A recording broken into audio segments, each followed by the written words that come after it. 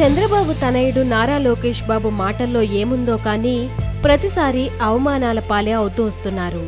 గతంలో చాలాసార్లు నోటి తడబాటుతో చెప్పిన మాటలను వెనక్కి తీసుకోవాల్సి వచ్చింది. ఇలాంటివి గతంలో చాలానే జరిగాయి. అయితే తాజాగా మరోసారి లోకేష్ తన మాటలతో ఘోరంగా అవమానపడాల్సి వచ్చింది. వాస్తవానికి రాష్ట్రంలో తమకు జరుగుతున్న అన్యాయాలని ప్రజలు ఏదో సందర్భంలో ప్రజా ప్రతినిధులు మంత్రులను నిలదీస్తూనే ఉంటారు.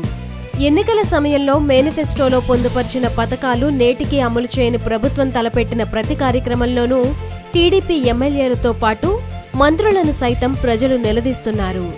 తాజాగా ఏపీ ముఖ్యమంత్రి చంద్రబాబు నాయుడు తనయుడు రాష్ట్ర ఐటీ శాఖ మంత్రి నారా లోకేష్ కు ఇలాంటి చేదు అనుభవమే ఎదురైంది. కర్నూలులో ఓ సభకు హాజరైన సందర్భంగా మంత్రి లోకేష్ కు స్థానికులు సూటి ప్రశ్న సంధించడంతో నీళ్లు నమలడమే మంత్రివంతైంది. రాయలసీమకు భారీగా పరిశ్రమలొచ్చాయని, తమ ప్రభుత్వ పనితీరు కారణంగానే పెట్టుబడులొస్తున్నాయని మంత్రి లోకేష్ పేర్కొన్నారు. కియా మోటార్స్ కంపెనీ రావడంతో 5 లక్షల మంది స్థానికులకు ఉద్యోగాలు వచ్చాయని మంత్రి చెప్పడంతో అక్కడి ప్రజలకు చిర్రెత్తుకొచ్చింది. అయితే 5 లక్షల ఉద్యోగాలు వచ్చిన వారిలో ఒక్కరిని చూపిస్తే చాలంటూ స్థానికులు మంత్రి లోకేష్ ను నిలదీశారు. ఇలాంటి మాటలు ఎందుకు మాట్లాడతావంటూ ప్రజలు చీకొట్టారు. వెంటనే స్పందించిన స్థానిక టీడీపీ నాయకులు లోకేష్ ను ప్రశ్నించిన వారిని అడ్డుకుని వారించే యత్నాలు మొదలుపెట్టారు. దీంతో స్థానికుల ఆగ్రహం రెట్టింపైంది.